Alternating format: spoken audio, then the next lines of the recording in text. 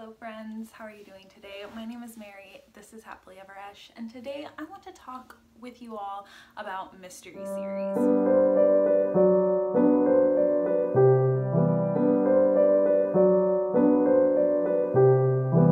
So as a reader, I think we all kind of take some time and reevaluate our reading, what we want in our reading, what we're enjoying, what we're not.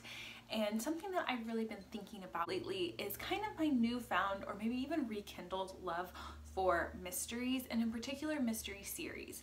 I would say as of this moment in my life, mysteries are definitely my favorite form of kind of like genre fiction. Obviously, mysteries are such a wide and vast genre in and of itself. So you've got hard boils, procedurals, cozies, you have more of like thrillers, which I would still kind of put into that crime mystery genre. You have more gore, you have more kind of cozy atmospheric, more character driven, more plot driven, all the things. And so I kind of want to chat about what I have found to enjoy most in mysteries, and then also talk about series, because I find it quite interesting that most of the mystery books that I really enjoy and gravitate to are series. And I think that's because I so much enjoy following characters and the character study aspect of mystery series. I need to be invested in the character, in the atmosphere, in the world that they're living in, to be invested in the story. So I honestly think it's less about the mystery, though I do think there's something about the plot of a mystery that allows for the characters to be developed in a very interesting way, but I find it is way less about the mystery for me and way more about the characters. And I think that's very clear in some of the mystery series that I really enjoyed, namely the Armand Gamache mystery series. To me, those books are all about character and atmosphere and sense of place, and the mysteries kind of are definitely secondary. But Louise Penny definitely crafts a very well-written and intriguing mystery plot along with her character studies. And I think she does something really interesting with mysteries, which goes on to my second point or thought, is that she kind of really is talking about the human condition, social issues, and other types of things surrounding the mystery plot. And so I can kind of see that as well in the Maisie Dobbs mystery series. Again, such a strong sense of place. They feel very enveloping. I feel very wrapped up in the place and the story. Also, we're really kind of diving deep into who the characters are, why the characters are the way that they are, but also kind of exploring some of those social issues around World War I when the story was set. Another mystery series I really enjoy is Jane Harper. She writes mysteries set in Australia. I would say that her mysteries are a little bit more plot heavy. Like, I'm more invested in the plot of the mystery in her books than in those other two series that I mentioned, but still talking about the characters, kind of what they're going through, and also some social issues surrounding the place that they're set. And they're so heavily atmospheric, both kind of very wrapped up in the Australian wilderness, and there's only two out in that series so far, but both of them have been absolutely enthralling and intriguing reads. And again, there's a very heavy sense of character of the main detective that we're following, but also the characters in the story kind of get a lot of exploration, and we get a lot of backstory on them. So yes, I want to say that definitely I think mysteries kind of just make a perfect place to explore character and motive, and obviously a lot of them are whodunits, but I very much appreciate that whodunit aspect of them and like looking into the characters and their lives. Like I said, I think I've kind of rekindled a love for mysteries. It was definitely a genre that I was very intrigued and drawn into more in my high school years. I read, I think those were some of the first adult books I read would have been mystery series, some like Mary Higgins Clark, and I'm sure others. And so I did want to kind of pull out all the mystery series that I have on my shelves, kind of why I've been drawn to them. I'd love to know if you've read any of them, and I'd also just kind of like to have a conversation with you if you're a mystery lover, if you dub yourself a mystery lover. Why? What draws you? What kind of mysteries are you drawn to, and why do you think that is? And if you think that the mystery genre is the perfect kind of place for your preferences. Like I said, I'm more character driven, very drawn to atmosphere, and I think the mysteries that I tend to pick up very much do that well. All right, so let's just, you can see my little stack over here. Let's just get started. Let's talk about them. If you're interested in reading any of these series, let me know. I'd love to set up a buddy read. Obviously, wouldn't want to do this all at once because that would just be a lot of mysteries. I am a pretty diverse reader in genre and kind of different types of books, so I don't know if I could do all mysteries all at once, but I do have quite a few that I do very much want to get into.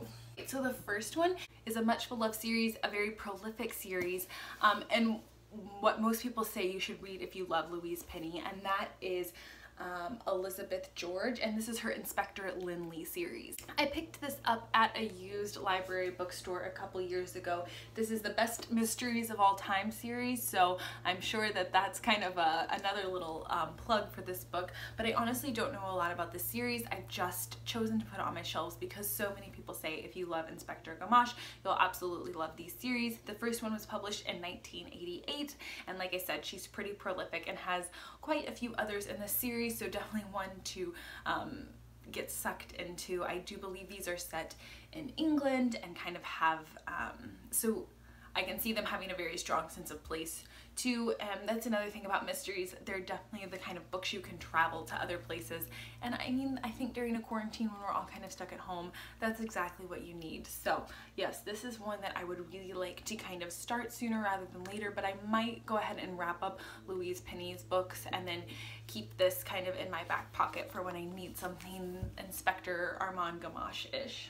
This next one I would put more kind of into a cozy category, which is a category of mysteries that I'm not as knowledgeable about. I definitely would say I tend to be on the cozy side of mysteries. I don't really like more of that gore or kind of the really like psychological ones. That's not really my wheelhouse. I tend to be more on like the heavy sense of atmosphere, cozy side of it, but I don't actually read a lot of like straight up cozy mysteries. So I definitely love your recommendations just based on what I've said I've enjoyed. And this one, I would call it kind of more of like a masculine cozy mystery series maybe, and that's The Woman Who Married a Bear. This is a Cecil Younger investigation, and these are all set in Alaska, kind of the Alaskan wilderness. I believe that our investigator is potentially dealing with alcoholism and kind of how that affects his life. And I guess I could be totally wrong about the like cozy aspect of this, but just kind of from the synopsis and the different titles, these definitely feel to have maybe a lighter feel to them than some of the other mysteries. So if you've read this series, I would love to know. They have pretty middling ratings on Goodreads from what I remember. I wonder if they're just like a little more divisive. Again, they kind of seem to have like a interesting sense of humor that you probably like will get on with or won't. But yes, this is one I'm very attracted to, the wilderness, and again kind of that Jane Harper, she really hones in on the wilderness and makes that atmosphere a part of the story, and I can see that this series would potentially do that as well. Another historical mystery series. I'm quite into historical mysteries. I'd say that's a buzzword for me. If it's an historical mystery, I'm down for it. And that's A Beautiful Blue Death by Charles Finch. Our detective is a Victorian gentleman, which I absolutely love. Again, I think this is more on a cozier mystery kind of vibe, less gruesome and gory, more, you know, poisonings and those types of murders. This definitely kind of, I think, is paying homage to some of the like golden age mysteries, but with a historical mystery, modern kind of twist to it. So I definitely am interested in this series, and I mean, a gorgeous cover. So next is a series that doesn't need my vote of approval, but one that I think people would say, you call yourself a mystery lover and haven't read the series, and I would say yes, but that is the Tana French. This is the Dublin Murder Squad series, and this is the first one, In the Woods. I know that this follows different main characters in each of the novels. I don't know how I feel about that, just because I am so drawn to the character aspect of my mysteries, but so many people love this series and it gets such high praise. Tana French seems to be kind of the queen. I think the delve into the characters though I will enjoy, even if we're following a different one in each series, and I know that these are very, very, very beloved, so I at least want to give the first one a go and a try. Next are a couple that I found at a used book sale. Don't know much about them. They were written in the 30s, 40s, I believe, so kind of again that like golden age crime fiction era. These were both originally published in French in the 1930s and then translated in the 2010s into English. And so this is the Late Monsieur Galette series. I've got two of them. They're very, very thin. I'm not sure if I will get on with these, if this is the type of mystery that I like, but I found them for less than $1 and so decided to pick them up. I love the Penguin classic editions with the white backs. So I'd love to know if anyone has read or has any experience with these books and has any thoughts about them. I'd love to chat about it, but they're so very short, and so someday would like to give one of those a go. A couple books that I would kind of clump together, put all together. These are all historical mystery series. The first one, and the one that out of all of these I'm most excited and do hope to get to sooner rather than later out of all these books, is The Widow of Malabar Hill by Sujata Massey. This is a mystery of the 1920s. I'm so excited about this gorgeous book. Historical mystery series set in India around our female protagonist. I think it just sounds lovely. Again, I really enjoy atmosphere and place in a mystery series, and I would love to travel to India right now while I'm stuck at home. So very excited about this one.